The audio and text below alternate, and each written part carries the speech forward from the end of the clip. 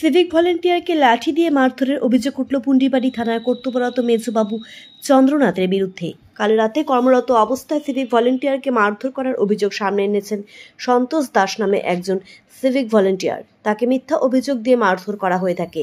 এই বিষয়ে সন্তোষ দাস জানান, কাল রাতে কোনো দোষ ছাড়াই পুন্ডিবাড়ি থানার মেজবাবু সহ দুজন আধিকারিক মিলে আমাকে মারধর করে এবং পুন্ডিবাড়ি সরকারি হাসপাতালে নিয়ে গিয়ে তারা ডাক্তারকে দিয়ে ভুয়ো রিপোর্ট তৈরি করে।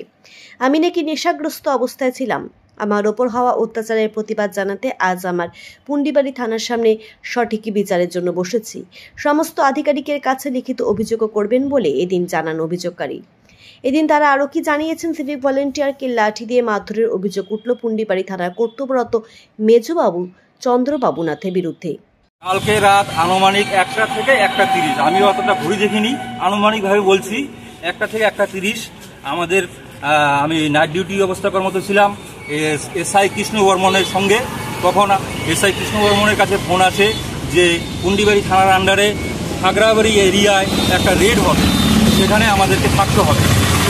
এমন অবস্থায় আমি এবং এসআই কৃষ্ণ বর্মনের যে টিম ছিল গাড়ি সহ আমরা থানার সামনে যথাযথভাবে আসি এবং এখানকার একজন আমাদের লকাবে আসামি ছিল, সেই আসামি লোকেট করবে কোন আসামিকে রেড করব আমরা বা কোথায় কোথায় যাব।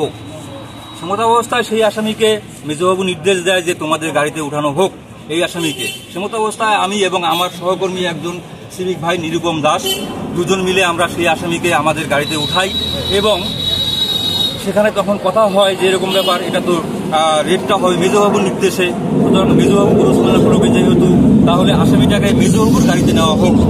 তখন আমি আসামিটাকে হাত ধরে আমাদের ওই গাড়ি থেকে নামিয়ে মেজবাবুর গাড়িতে নিয়ে যাচ্ছিলাম। এমন অবস্থায় মেজবাবু আমার কাছে এসে আমার হাতের কলার ধরে ঘাড়ে কলার ধরে আমার কলার ধরে আমাকে টানে হিসড়ে মারতে মারতে বড়বাবুর রুমে নিয়ে যায় এবং আমার নামে ব্লেম দেওয়া হয় আমি নাকি মদ্য অবস্থায় আছি এবং আমি নাকি বেআইনি অস্ত্র দেখিয়ে সেই আসামিকে বেধড়কভাবে মারধর করছিলাম। এখানে সিসি ক্যামেরা আছে থানার সামনে, আপনারা সেটা দেখতে পারেন বা এখানকার যে কর্তৃপক্ষ আছে বড়বাবু আছে তাকে বলতে পারেন যে এরকম ব্যাপার আপনাদের সামনে সিসি ক্যামেরা থানার সামনে সিসি ক্যামেরা আছে, সেই সিসি ক্যামেরা দেখা হোক।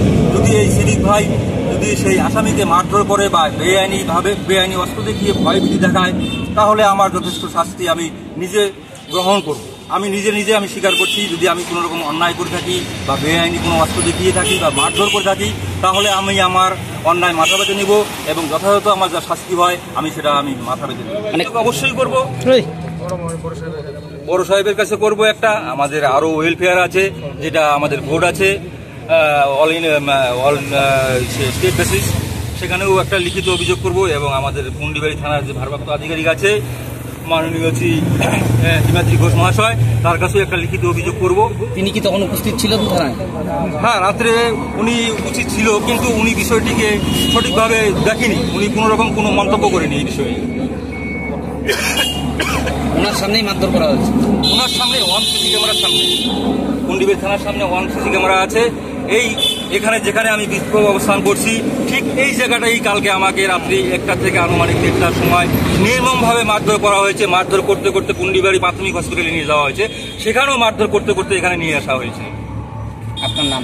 আমার নাম সন্তোষ দাস, আমার সিভিক নাম্বার 916, পুন্ডিবাড়ি থানার কর্তব্য অবস্থায় আছে।